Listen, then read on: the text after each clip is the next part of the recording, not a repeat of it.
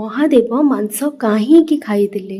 ଗୋଟେ ଜଙ୍ଗଲରେ ଗୋଟେ ଦମ୍ପତି ରହୁଥିଲେ। ସେମାନେ ଭଗବାନ ଶିବଙ୍କର ସଚ୍ଚା ଭକ୍ତ ଥିଲେ।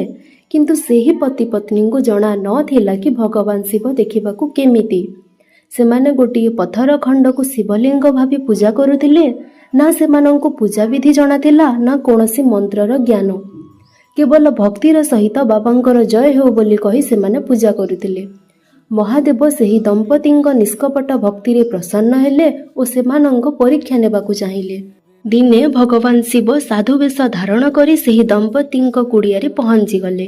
ସେହି ଦମ୍ପତି ଅତିଥିଙ୍କ ଆଦର କଲେ ଓ ପ୍ରସନ୍ନ କରିବା ପାଇଁ ଭୋଜନ ପାଇଁ ମାଂସ ରାନ୍ଧିଲେ ଓ ଭଗବାନ ଶିବଙ୍କୁ ପରସି ଦେଲେ। ସେମାନଙ୍କ ଆନ୍ତରିକ ଭକ୍ତି ଓ ଆଦର ଦେଖି ଭଗବାନ ଶିବ ଆମିଷକୁ ମଧ୍ୟ ଗ୍ରହଣ କରିଥିଲେ। ଯଦି ଆପଣ ବି ଭଗବାନ ଶିବଙ୍କର ଗୋଟିଏ ସଚ୍ଚା ଭକ୍ତ, ତେବେ କମେଣ୍ଟରେ ଲେଖନ୍ତୁ ହର ହର ମହାଦେବ।